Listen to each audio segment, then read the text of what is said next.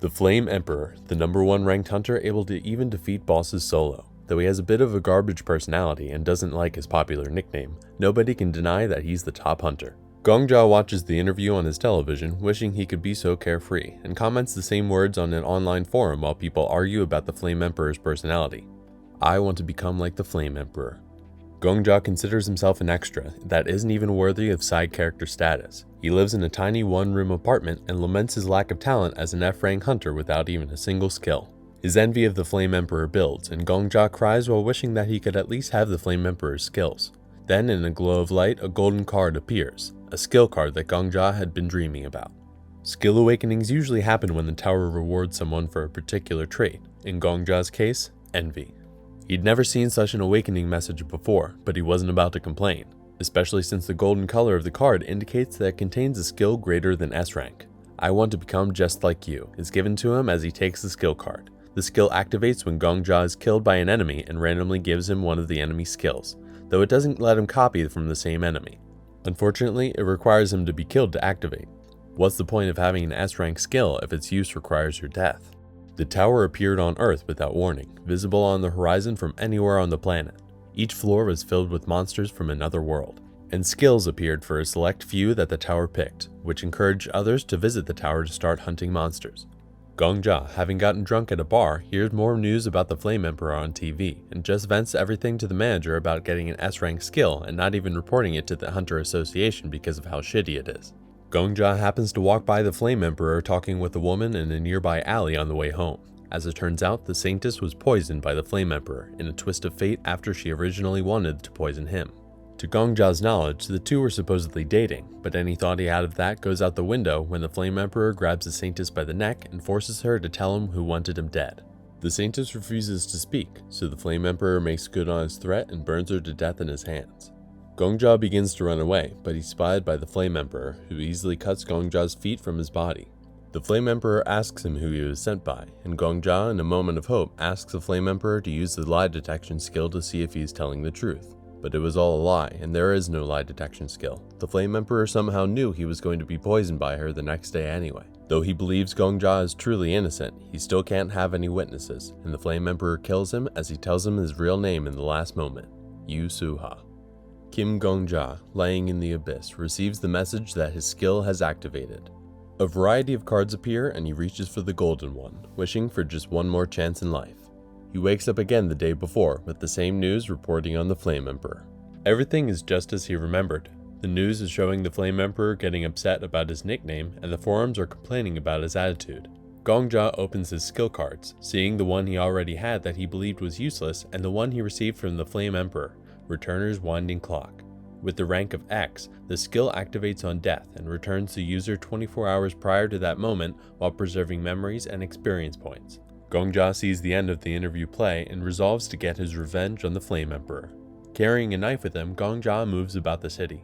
Different from the outside world, he lives on the first floor of the tower. A fire is rampaging an old block in the city. Though Gong-Ja is the only one that knows it, the Flame Emperor started the fire to conceal his murder of the Saintess. He waits with his knife, watching the other hunters fighting the fire when the Flame Emperor arrives, and even tries to goad a reward out of the situation. Gong-Ja approaches the Flame Emperor, Bloodlust Building, and instead runs straight into the fire. He awakens again to see the news talking about the Flame Emperor and sees that, because he's an F rank, he gets no penalty for using the skill. Since killing the Flame Emperor is impossible as an F rank, and since the Flame Emperor also has the skill and would only go back in time when killed, Gong-Ja only has one option if he truly wants to kill him. He has to go back before the Flame Emperor awakened 11 years prior. 4,050 days, 4,050 suicides. Gong-Ja grips his knife and gets to work. Sure enough, thousands of suicides later, Gong-Ja wakes up before the Flame Emperor ever became a hunter and heads out the door in search of his prey. Gong-Ja watches the man destined to be the Flame Emperor wake up in the morning, having repeated the day 10 times and memorized his routine. Finally, he takes action when the future Flame Emperor moves to the 6th floor hunting grounds and is left alone for 36 minutes. He approaches, a monster's blood covering him, and begs the Flame Emperor for a potion. Proving he'd always been the same way, the Flame Emperor tries to extort a reward for giving Gong-Ja a potion. He shakes out Gong-Ja's wallet for 60 gold, takes it all, and decides he should just kill Gong-Ja so that he doesn't have to worry about him coming back for revenge later. When he goes for the killing blow, Gong-Ja launches his surprise attack and swiftly lands the killing blow so that there isn't even a chance for an awakening to happen. It took him a long time to realize, but Gong-Ja understood after all of his suicides that the Flame Emperor originally revealed his name because he wanted to act like he was righteous, even while he was being a cold-blooded killer. The murder was perfect, and Gong-Ja goes and gets drunk in a bar that night to celebrate it all being over. A well-dressed older man then walks into the bar and promptly orders a drink. Taking a closer look when the others recognize the man, Gong-Ja recognizes him as the Sword Saint. Marcus Callenbury, the Sword Saint, was the true top ranker of the tower before the Flame Emperor. Gong-Ja thinks about what sort of combat skills the Sword Saint might have when he comes to the realization that, since he can't really die, he could probably just copy the skills of any hunter he wants, including the top rankers, if he gets them to kill him. Only rumors surround the Sword Saint, and Gong-Ja has difficulty finding anything factual about him. But then he startles Gong-Ja when he starts talking to himself and reveals that rumor to at least be true. After he browses forums for more information on the Sword Saint, Gong-Ja finds someone talking about the Sword Saint committing murder after his grandchildren were mentioned, giving Gong-Ja his idea. The Sword Saint finishes his drink and leaves the bar with Gong-Ja following close behind. After they walk for a bit, the Sword Saint stops and tells Gong-Ja to come out, misunderstanding that Gong-Ja followed him so poorly that he would purposely be noticed. His confusion becomes evident, and the Sword Saint further misunderstands it to be the amazing acting that he would expect of a first-class assassin.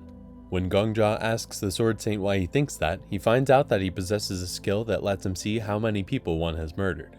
In Gong-Ja's case, though he initially only thinks of when he killed the Flame Emperor, each of his suicides counts as a murder, and the Sword Saint sees him as some sort of mass murderer with a murder count of 4,091 above his head. Since the Sword Saint has such a skill and would have no choice but to see him as a mass murderer on sight, he will try to kill Gong-Ja whenever they meet. Gong-Ja trips as he runs away, inadvertently dodging the Sword Saint's attack and only furthering the misunderstanding. Right before the Sword Saint goes for the killing blow, he starts talking to himself again.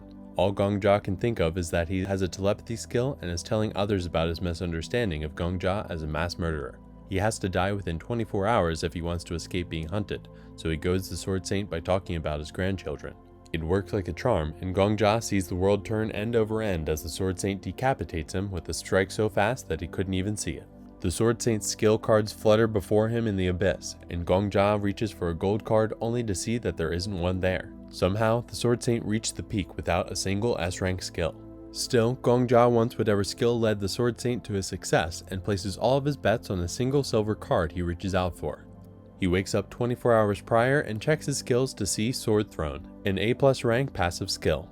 When he opens the skill, he hears a voice talking to him and sees a man laying on the floor next to him. The man is confused that Gong-Ja can see and hear him and wonders where Marcus is, even going so far as to call the Sword Saint a beginner. Gong-Ja's new skill, Sword Throne, lets him talk to a spirit from another world who cleared up to floor 99 of the tower, though he's unable to physically affect anything. When he learns that he was cloned through a skill, the spirit demands that the skill be cancelled so that he can return to the Sword Saint. Since that isn't possible, the spirit keeps yelling and the two of them have a heated exchange. Gong-Ja thinks back to all the moments he heard the Sword Saint talking to the air and telling him to be quiet, and it all makes sense to him then. The spirit learns that Gong-Ja has to hide from the Sword Saint due to his kill count being so high, and is in disbelief until Gong-Ja explains how he committed suicide so many times in order to kill one person. It's then that the spirit gains an interest and asks Gong-Ja for his name before examining his body and asking him to go hunt monsters so that he can see him in action. Upon seeing him killing the monsters, the spirit reveals that he can see talent in Gong-Ja. More specifically, he has an extremely rare talent in that he is not afraid of death. Gong-Ja's perseverance in committing 11 years worth of suicide became his extremely rare talent, and the spirit decides to help him in the hopes that he'll go above even the Sword Saint. The next day, the spirit yells Gong-Ja awake at 4 a.m. The Sword Saint always started training at 4 a.m. as well, and now Gong-Ja knows why. The spirit gives him the nickname of Zombie and they leave the house to start training. 4 days have passed since Gong-Ja gained the Sword Throne skill, and he even had to kill the Flame Emperor one more time since then, while also avoiding the Sword Saint. Gong-Ja diligently follows the spirit's training routine, while the spirit goes on about how he's not even at a level where he can learn the basics of the basics. If Gong-Ja is going to get better quickly, he needs money. And the best way to get money? Win the lottery. A new goal in mind, Gong-Ja heads to the Sangryun Guild, officially called the Merchants Union. The guild's leader, Countess, possesses a unique skill that allows her to trade with the outside world, giving her a monopoly on the tower's economy. Gong-Ja, of course, wins the lottery with his knowledge and gets the first place prize of 53,000 gold. The manager is called and greets Gong-Ja to take him to the upper floors, where the VIP room and the gold await him, an equivalent of roughly $5 million. He decides to store the gold there and buy a second-class honorary title to the guild for 10,000 gold. As a member of the guild, he will face less animosity from other guilds and also receive protection from his guild. Still not done, Gong-Ja asks the manager to buy him a better place and announce the winner as an honorary member of the guild. For the next part of building up to the basics, the spirit has Gong-Ja go to the alchemy castle to get the help of the best potion maker. Unfortunately for them, it is also the Sword Saint's favorite shop, and they have to hide as he arrives to clear out all of the potions. Since they're unable to use that shop, Gong-Ja thinks of where he can get potions just as good or better for a cheaper price, from an alchemist that isn't even on the ranking lists. They go deep into the slums and witness a green-haired woman having her equipment taken away because she can't afford her payments. Bystanders comment on how her potions were wildly overpriced, but the woman insists that they were more than fairly priced and that she was barely making a profit. The woman isn't crazy or delusional, she reaches rank 5 in the future and even becomes the leader of the alchemy castle. Gong-Ja, the only one who knows this, approaches the woman with the intent to form a connection with her as her top customer, starting with an order worth 20,000 gold. She welcomes Gong-Ja into her rundown shop and confirms that he's really going to commission her for 20,000 gold, even needing the payment up front due to how broke she is. Even so, she shows her resolve and sets a limit that she will not make illegal drugs. Quoting the spirit, Gong-Ja gives her a list of 23 ingredients needed to produce the potion. The alchemist recognizes the ingredients would combine to create a potion with the effect of increasing reaction speed, and she even realizes how to create it.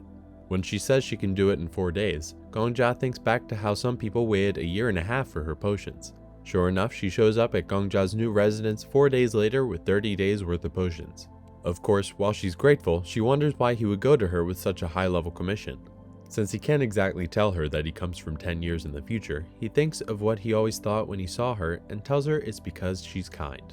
The next day, Gong-Ja moves to the Floor 3 hunting grounds, a place where the monsters are too strong for him, drinks one of the potions at the spirit's orders, and begins to feel like the world is shaking. The potion alters the rate at which he perceives reality and even enables him to feel the aura wriggling around his heart. A normal person might meditate in such a state, but the spirit has thought of an even better method. Gong-Ja needs to run for his life. Normal running won't be enough. If Gong-Ja wants to survive, he'll have to figure out how to use aura fast. The potion does its job and he's able to see an orc's attack properly, but he can't move his body fast enough to respond without aura. With the spirit encouraging him to gather aura in his legs, Gong-Ja is finally able to empower his steps to stay just out of the orc's attacks.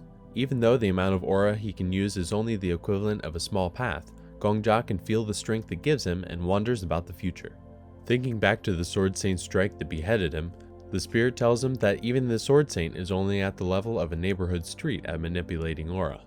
Gong-Ja turns around to face the orc head on and coils the aura around his leg like a spring, which he uses to launch himself at the orc's head.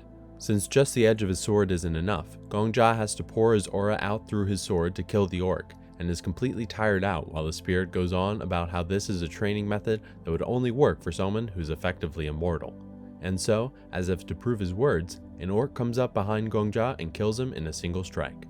When Gong-Ja awakens in the abyss-like place he stops in between reviving, he sees that the spirit was dragged there with him, and they find that Gong-Ja gets to pick one of the monster's skills since it killed him. 2 bronze cards hover in front of him, and Gong-Ja reaches out to pick one without really caring since the cards always face away from him anyway. But what about the spirit?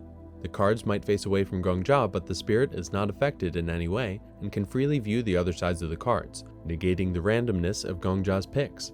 As expected of a normal orc's skills, neither seems too useful at a glance, though the second one allows him to mimic orc language to a degree. With the choice of Blessing of Reproduction or Tweak Twick, Gong-Ja goes for Tweak Twick.